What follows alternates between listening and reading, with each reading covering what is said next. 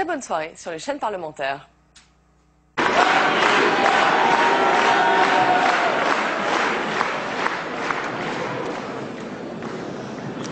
Voilà, mes chers amis, mes chers camarades. Alors, bonjour Toulouse. Bonjour Toulouse. La ville rose et encore plus pour les socialistes, pour tous les socialistes, y compris pour les socialistes européens. Merci à vous d'être venus si nombreux, militants, sympathisants, vous dans un pays qui en a bien besoin, dans une Europe qui en a bien besoin, qui donnait des couleurs à la gauche. Je dois dire que c'est un grand bonheur, c'est toujours un grand bonheur pour les socialistes d'être à Toulouse. Nous y avons tous nos rendez-vous.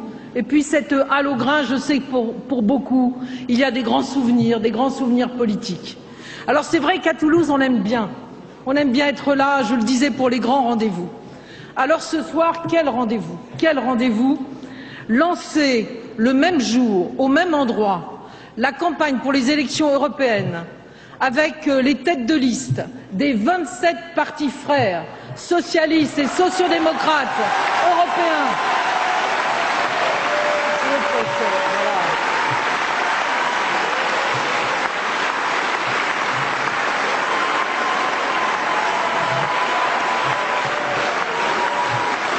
Oui, c'est vrai, c'est une belle soirée.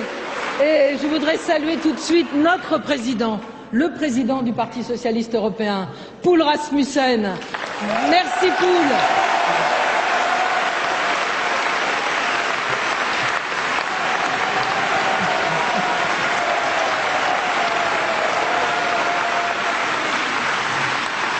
On peut le remercier, en effet, parce que Poul est un travailleur infatigable de nos valeurs.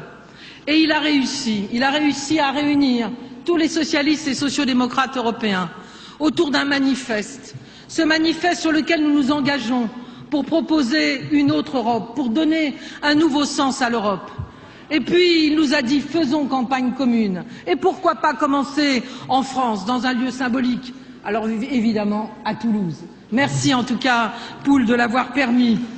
Et puis, mes chers camarades, mes chers amis, nous avons ce soir avec nous Georges Papandreou, le président de l'Internationale socialiste.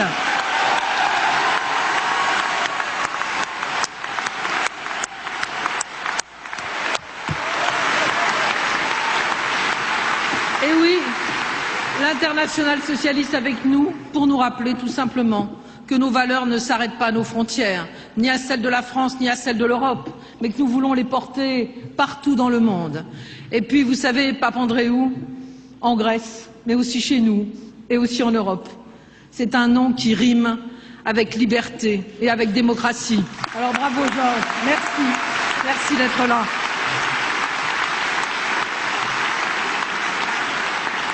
Et puis, bien sûr, nous avons avec nous un habitué de Toulouse, Martin Schulz.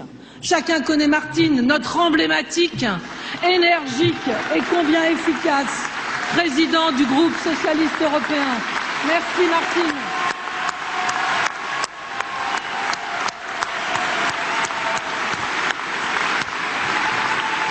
Alors oui, je vous le disais, Toulouse n'a pas été choisie par hasard, vous vous en doutez. Toulouse d'abord, reconquise l'année dernière par Pierre Cohen, par son équipe, mais aussi grâce à vous tous et vous toutes. Je me souviens de cette soirée à Lille où nous avons entendu cette belle victoire. 37 ans qu'on l'attendait et tu es là, Pierre. Bravo, bravo pour tout ce que tu fais. Bravo à ton équipe. Je voudrais saluer autour de toi tous les élus qui sont ici, qui viennent de la grande région, et puis saluer bien sûr Pierre Izard, saluer Martin, Malvy, les présidents de la région et du département, qui font tant pour Toulouse et pour toute la région. Et puis dire aussi que Toulouse, c'est un symbole aussi, c'est la ville de ADS, qui est peut-être le plus beau succès industriel de l'Europe telle que nous la voulons, une Europe volontaire, une Europe qui prépare l'avenir. Et nous avons rencontré ce matin avec Poul Rasmussen, les représentants des organisations syndicales. Et puis, mes Pierre et Kader l'ont dit, Toulouse, terre de gauche. terre de gauche, qui n'a jamais supporté les injustices, qui s'est toujours rebellé contre les inégalités. Toulouse, cette terre de Jaurès. Et j'ai retrouvé il y a quelques jours ce dernier article, le 30 juillet 1914, qui est apparu dans la dépêche de Toulouse. Écoutez bien, parce que c'est le message qu'il nous envoie ce soir. C'est un message pour l'Europe. Partout, écrivait-il, le socialisme international élève la voix pour affirmer la commune volonté de paix, mais aussi pour préparer les éléments d'une Europe nouvelle, un peu moins sauvage. Il a été assassiné le lendemain, mais il nous laisse ce message. Il nous faut construire cette Europe nouvelle, un peu moins sauvage que ce capitalisme financier qui nous amène au mur. Oui.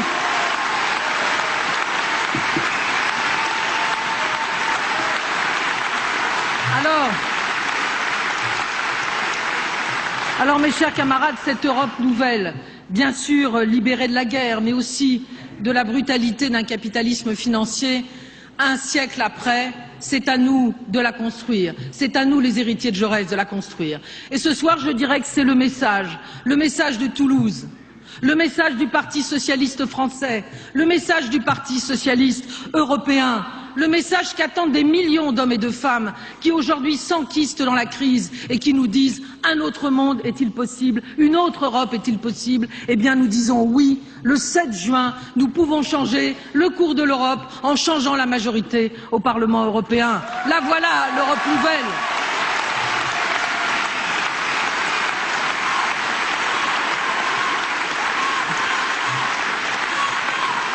Alors oui, mes chers camarades, il nous faut voir se lever une nouvelle génération qui retrouve l'idéal européen. Et moi, je la vois ici, cette nouvelle génération. Kader, notre tête de liste, au Grand Sud-Ouest, avec tous les camarades qui sont sur la liste. Allez, Kader, la voilà.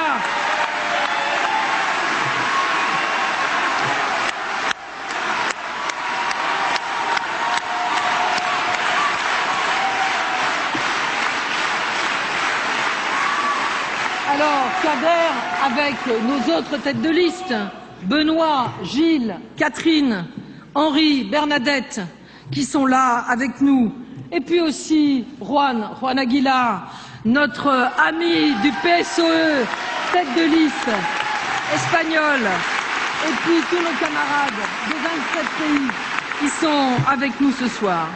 Alors oui, il va falloir relever ce défi du changement. Car il y a urgence, nous le voyons, la colère monte partout, dans les universités, dans les usines, dans les ateliers, dans les quartiers. Nous savons qu'il y a urgence et nous savons que nous devons agir. Les raisons de la colère, nous les connaissons bien en France. Une politique inefficace et injuste. Je crois que c'est la caractéristique de ce que fait le président de la République depuis bientôt 2 ans. Il va falloir le faire, ce bilan. Inefficace sur le plan économique, sur le plan social, sur le plan de la sécurité, inefficace sur le plan international et tellement injuste quand la crise est là et où on aurait besoin de tendre la main aux plus fragiles, à ceux qui vont être licenciés, au lieu de protéger ceux qui ont déjà tout. Voilà les raisons essentielles de la colère dans notre pays. Et oui.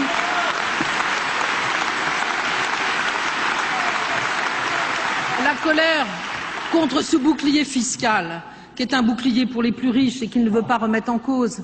La colère aussi contre ce pouvoir d'achat des salariés et des retraités qui ne cesse de diminuer et qui fait qu'il est de plus en plus difficile de joindre les deux bouts. Nous avons rencontré encore beaucoup de salariés ce matin qui nous l'ont dit, mais nous le savions. L'irrésistible ascension de la précarité, et ce n'est pas ce qui a été proposé ce matin pour les jeunes, qui va leur redonner un espoir, leur redonner une place dans notre pays. Et quand un pays ne sait pas faire sa place à des jeunes, c'est qu'il ne va pas bien, c'est qu'il ne va pas bien du tout.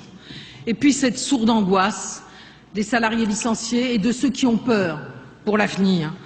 La réduction des protections, qui soi-disant empêche les initiatives, les atteintes aux libertés, voilà les raisons dans notre pays de cette colère, mais aussi de cette désespérance, de ces souffrances, de ces difficultés qui sont accumulées et pour lesquelles on nous demande de réagir, d'être là pour proposer, pour dénoncer bien sûr, mais aussi pour proposer.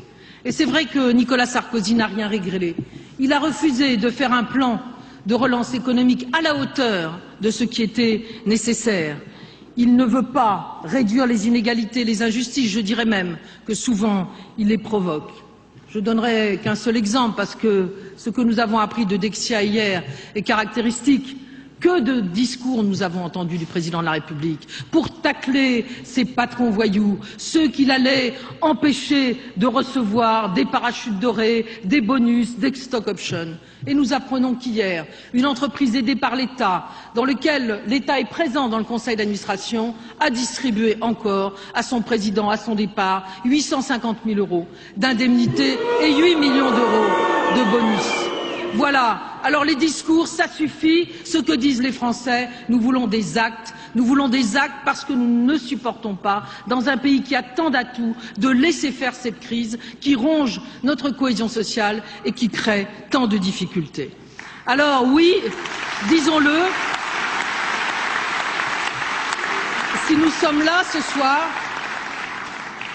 c'est aussi pour dire à tous les salariés qui se battent aujourd'hui, évidemment Continental, Caterpillar, mais je pense ce soir au Molex. Nous les avons vus ce matin, et je dois dire que chacun connaît son histoire. Je dirais même tous les Français connaissent leur histoire. Une histoire d'un groupe tenu par des fonds de pension américains, qui ont agi avec une grande duplicité, qui ont floué les salariés, qui sont venus racheter cette entreprise bénéficiaire, ayant dans son domaine des compétences importantes, des brevets déposés. Cette entreprise qui a pris les brevets pour les mener aux États-Unis, qui a pris les clients, qui a fait croire dans un premier temps qu'on allait aller en Slovaquie, puis dans un deuxième temps que la crise était là. Et ces salariés, qu'est-ce qu'ils ont compris? Que cet établissement faisait des bénéfices. Qu'est-ce qu'ils ont compris? Qu'ils allaient être fermés parce qu'on ramenait l'activité aux États-Unis et que l'on vient de distribuer des bonus beaucoup plus importants cette année que l'année dernière à ces actionnaires des fonds de pension. Et on les a floués et on leur a menti. Et par rapport à cela, eh bien, les tribunaux attendent toujours pour prononcer un délit d'entrave. Le droit de licenciement ne permet pas aujourd'hui d'arrêter ce licenciement financier honteux. Nous avions demandé au président de la République, dans notre plan de relance, bien sûr de relancer l'économie, mais aussi de prendre des mesures pour empêcher ces licenciements financiers. Faire en sorte que Molex mène autant d'argent si elle veut partir, pour pouvoir recréer des emplois, là où il y a la compétence, celle des salariés, le savoir-faire, comme nous l'ont dit encore ce matin des cadres de ADS qui les ont rencontrés et qui peuvent les considérer comme des clients. Alors la duplicité, l'avidité, la brutalité, voilà ce que vivent aujourd'hui beaucoup de salariés, avec cette impression de l'injustice, des deux poids, deux mesures. Alors nous devons être à leur côté, pas seulement par compassion, pas seulement par solidarité, mais parce que nous voulons proposer un autre modèle où tout cela ne sera plus possible. C'est exactement ce que nous ne voulons plus, ce libéralisme financier sans règles qui meurtrit, y compris des gens qui se battent pour leur travail. Alors nous sommes à leur côté. Nous leur avons dit en votre nom à tous.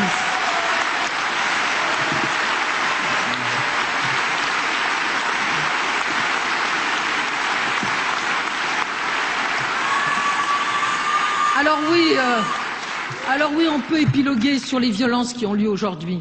Jamais rien n'excuse les violences. Mais il faut comprendre ces cris, ces appels que le président de la République ne veut pas entendre. Et pourtant, c'est bien des cris de désespoir que nous donnent les Continental, les Caterpillar ou les Molex, comme ce matin encore. Et je le dis très simplement, ce qu'on attendrait aujourd'hui, c'est qu'on calme tout cela.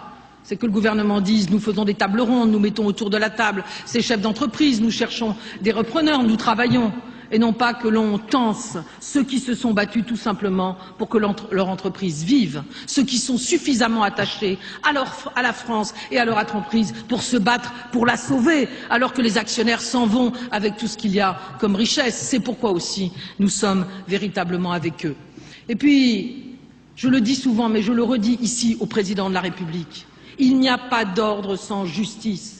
Et dans un pays qui accroît les injustices tous les jours, qui accroît par sa politique fiscale, qui accroît par sa politique de distribution des revenus, qui fait voter des lois parce qu'il y a des bandes dans les quartiers, alors qu'on ne fait pas voter des lois pour empêcher des bonus scandaleux, eh bien oui, il n'y a pas d'ordre sans justice.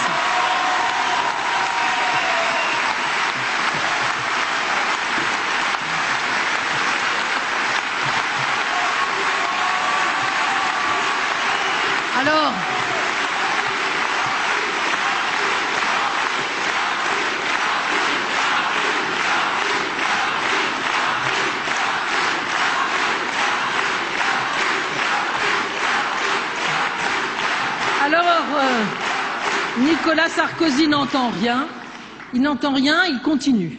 Il continue surtout à se donner des satisfecit.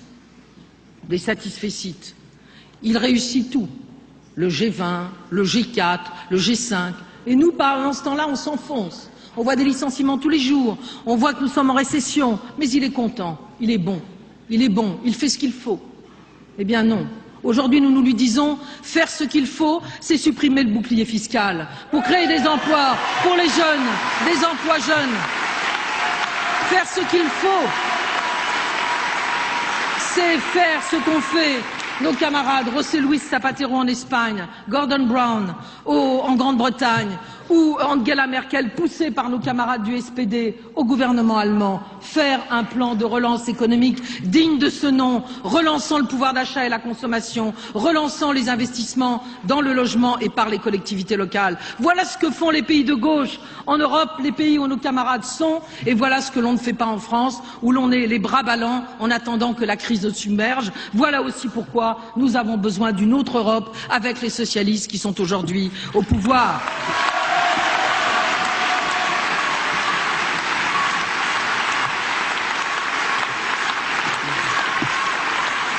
Alors, finalement, on le voit bien, Nicolas Sarkozy continue à tenir des discours mais ne change pas, ne critique pas ce système qu'il a porté au nu, il faut bien le dire, pendant des années. Avec Bush, avec Berlusconi, avec Barroso, il a défendu ce système, il a loué l'individualisme. Rappelez-vous la campagne présidentielle, il a brocardé la solidarité, il a encouragé la société des actionnaires. Eh bien, ce système, celui que nous ne voulons plus, c'est effectivement le libéralisme financier. Et on voudrait nous faire croire, certains voudraient nous faire croire, alors qu'on est à quelques semaines du 7 juin, qu'il faudrait faire confiance à ceux qui ont porté ce système, à ceux qui l'ont défendu, à ceux qui, encore il y a quelques mois, pendant la campagne présidentielle, nous disaient « ces produits dérivés, c'est ça la modernité, vous ne comprenez rien, vous les archaïques, vous les socialistes ». Eh bien, nous avions appris qu'effectivement nous allions au mur, nous y sommes aujourd'hui, ils n'ont pas changé. Et il faut dire clairement aux Français que oui, nous pouvons changer l'Europe et qu'on ne peut pas faire confiance à ceux qui nous ont conduits à l'échec. Et je l'ai dit tout à l'heure, nous devons en effet réunir nos forces pour que l'Europe soit présente, pour protéger les Français par rapport à la crise, pour protéger les Européens. Alors beaucoup vont avoir la tentation, et on les comprend, de dire non à Sarkozy le 7 juin, non à ceux qui ont porté ce système, non à ceux qui continuent à le défendre, non à ceux qui ne veulent pas reconnaître leurs erreurs et continuent à prôner l'injustice, comme si c'était naturel dans une société de créer des inégalités et de l'injustice. Alors oui, il va y avoir de la dénonciation et nous ne serons pas les derniers à dénoncer. Mais nous sommes, avec les camarades du PSE, nous sommes une force politique. Il faut trouver un débouché politique à cette contestation, à cette colère qui monte. Et ce débouché politique, eh bien, c'est le nouveau projet, ce nouveau sens pour l'Europe que nous voulons donner. Il faut que nous expliquions aux Français, oui, ils sont dubitatifs sur l'Europe.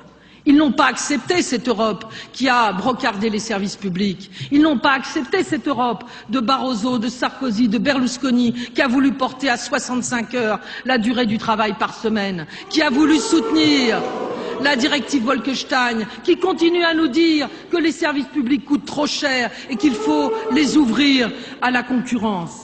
Eh bien, nous le savons, il faut changer tout ça. Changer là-bas pour changer ici. C'est cela qu'il faut expliquer aux Français. Et dans le fond, j'en suis convaincue. Ce qu'ils ne veulent plus, les Français, c'est cette Europe-là. Cette Europe qui est l'Europe de la droite. Le bilan actuel, c'est le leur. Nous devons leur dire. Ceux qui ont préféré l'économie derrière la finance, ceux qui ont accepté la précarisation, ceux qui nous ont fait croire que les services publics, qui étaient des protections, gênaient l'initiative. ceux qui préfèrent l'autoritarisme dans la société et l'atlantisme comme politique étrangère. Oui, c'est leur bilan, il faudra le dire, ce n'est pas le nôtre. Ce n'est pas le nôtre. Nous nous sommes battus pour que la directive Bolkestein ne passe pas. Nous avons dit que l'Europe était là pour retrouver. La directive doit être un progrès et en aucun cas un recul, comme c'est le cas aujourd'hui. Nous avons aussi dit, parce que nous sommes socialistes ou sociodémocrates, que nous ne pouvions pas accepter cette directive de la honte qui permet maintenant en Europe de détenir pendant 18 mois des étrangers en situation irrégulière. Ce n'est pas cela l'Europe, et nous leur dirons. Alors,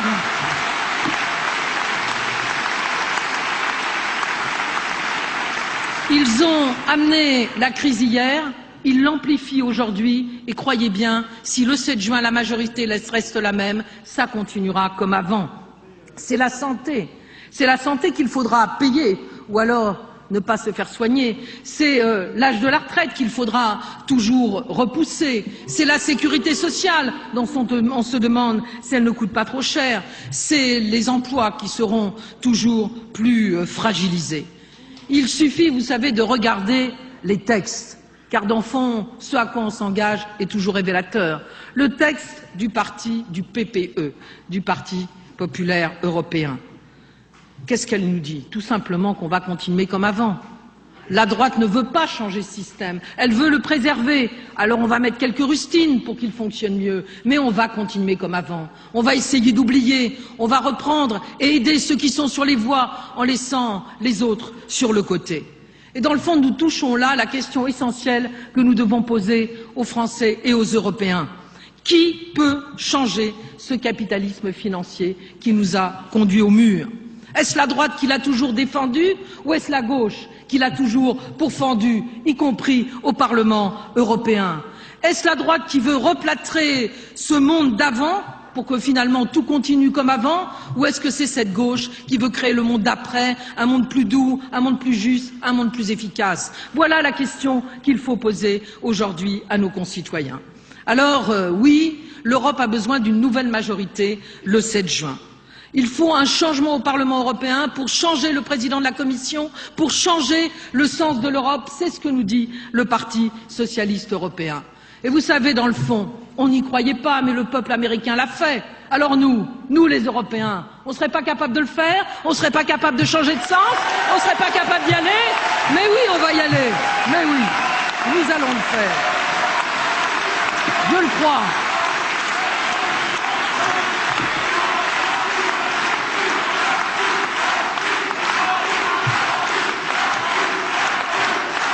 Oui, mes camarades, je crois en effet, et nous en parlions tout à l'heure avec les camarades européens, que nous pouvons le faire. D'abord parce que les thèses des socialistes n'ont jamais été aussi partagées en Europe. Ensuite, parce que les socialistes et les sociodémocrates n'ont jamais été aussi unis pour mener ce combat. Nous avons notre texte, notre manifeste, il est là. Le manifeste du Parti socialiste européen. Merci à toi, Poul, encore une fois, car sans toi, nous n'aurions pas aujourd'hui ce manifeste. 27 partis qui disent ensemble, nous serons au rendez-vous de l'histoire. 27 partis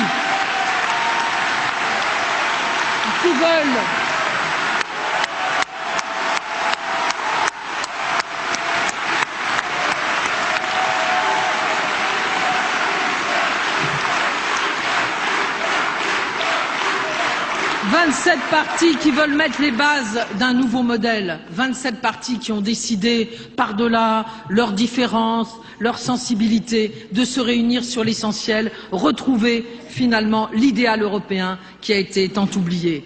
Mes camarades, nous sommes une force égale à nulle autre en Europe. Et c'est cela qu'il faut savoir. Une force qui va, une force qui veut donner un nouveau sens à l'Europe. Les citoyens d'abord, people first. Voilà ce que nous voulons. Ne pas oublier ce pourquoi l'Europe a été créée il y a maintenant 60 ans.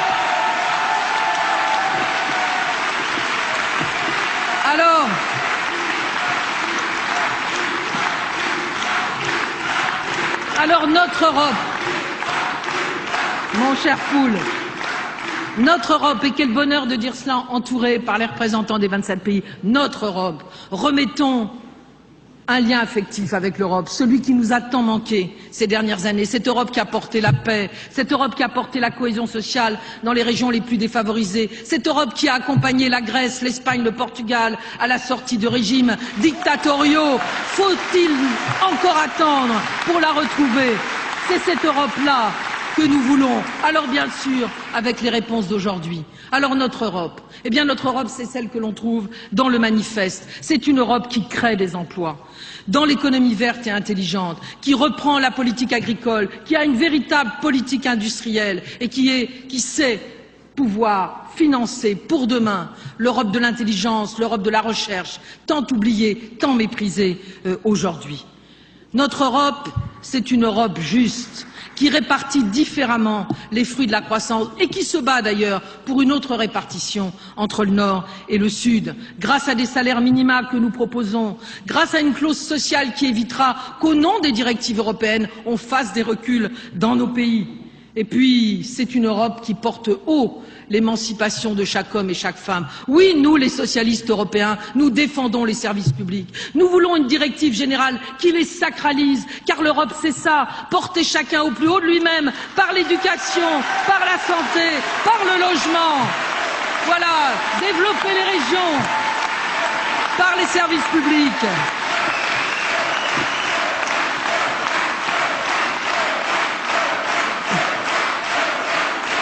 Et puis, je le dis devant Zita Gourmay, vous savez qui est Zita Gourmay? C'est la présidente des femmes socialistes européennes.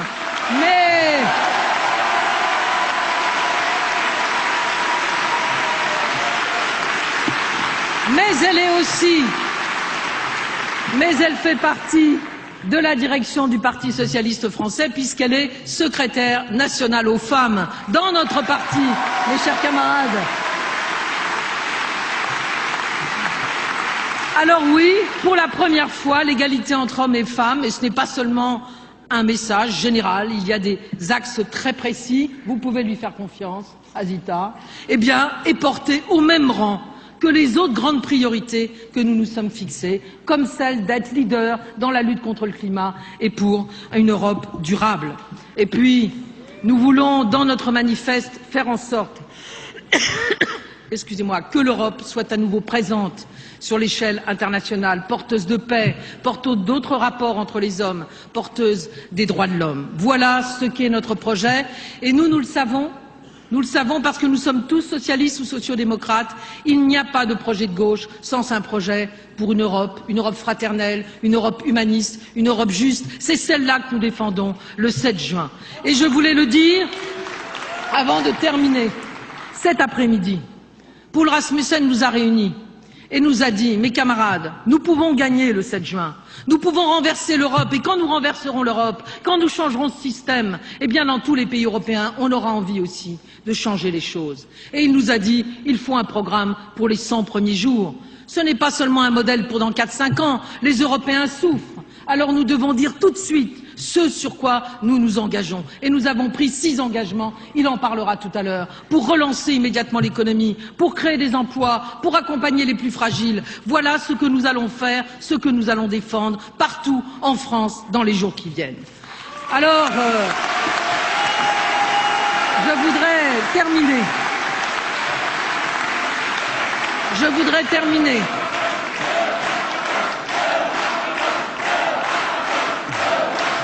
L'Europe à gauche.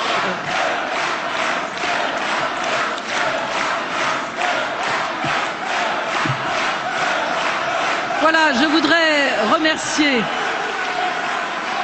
voudrais aussi remercier tous nos camarades des 27 pays d'être venus ici en France. Je remercie Poul Rasmussen d'avoir eu cette initiative.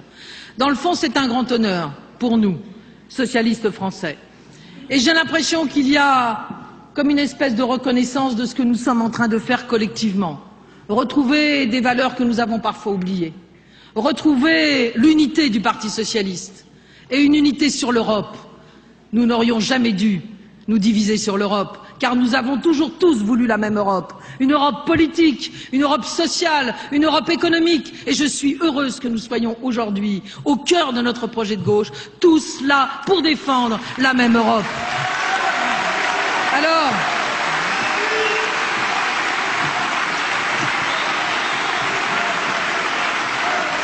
Alors un dernier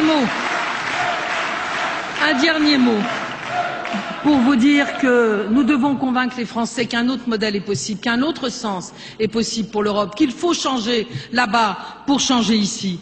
Nous sommes la seule force politique, avec le Parti socialiste européen, capable de porter ce changement. Et si nous gagnons, nous appliquerons dans les 100 jours nos priorités et les 71 propositions du manifeste seront mises jour après jour sur la table pour pouvoir avancer. Je ne voudrais pas polémiquer avec les autres listes de gauche qui sont ici dans la campagne en France. Je voudrais simplement dire, très simplement, que pour beaucoup d'entre elles, elles se limitent à de la contestation. Et nous, nous sommes un parti de gouvernement. Oui, nous dénonçons l'injustice. Oui, nous dénonçons et nous accompagnons les douleurs des salariés et des Français. Mais nous proposons un autre modèle pour la France, pour l'Europe. Nous proposons des mesures immédiates qui, si nous avions été entendus, n'auraient sans doute pas entraîné les fermetures que l'on connaît aujourd'hui. Et en tout cas pas les malheurs que ressentent aujourd'hui les Français.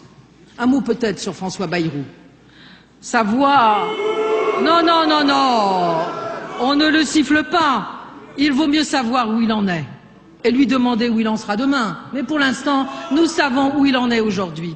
Sa voix n'a pas souvent manqué à la droite européenne pour voter les directives que nous avons tous combattues.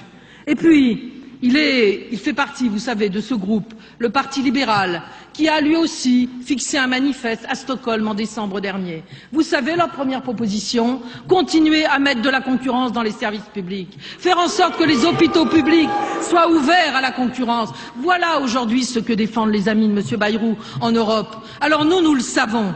Il faut le savoir d'abord, parce que certains ne le savent pas. Le discours n'est pas le même à Bruxelles et ici. Il faut le savoir, il faut le faire savoir. Seul ici le Parti socialiste est capable de réunir autour de lui des forces de gauche, avec tous nos camarades européens, pour reprendre la main en Europe et créer l'Europe que nous aimons. Alors oui.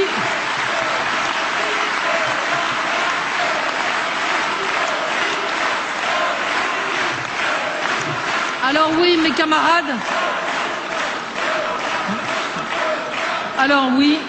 il faut sanctionner Nicolas Sarkozy, Barroso, Berlusconi et tous ceux qui ont soutenu ce système qui nous amène ici. Il faut le faire et changer la majorité au Parlement européen, changer de président de la Commission, mais il faut aussi proposer ce nouveau sens à l'Europe. Voilà notre feuille de route. Alors mes camarades, mes amis, et vous tous ici, que je salue encore très chaleureusement, soyons au rendez-vous de l'histoire. Rendons à l'Europe son génie propre. Le combat ouvrier, l'humanisme, les philosophes du XVIIIe qui nous ont dit d'appeler à la raison et porter chaque homme au plus haut, de bien vivre dans nos différences. Voilà ce que c'est l'Europe. C'est pas l'Europe des inégalités, l'Europe des injustices qui ferme ses frontières et qui ne veut pas voir les malheurs à l'intérieur comme ailleurs. Alors oui, nous allons le faire ensemble. Je sais que vous y êtes prêts. Alors il nous reste à porter cet espoir de changement. Eh bien, nous allons le faire à partir de ce soir, grâce à vous tous, grâce à l'ensemble des partis socialistes européens. Alors, allons-y, vive Toulouse et vive l'Europe!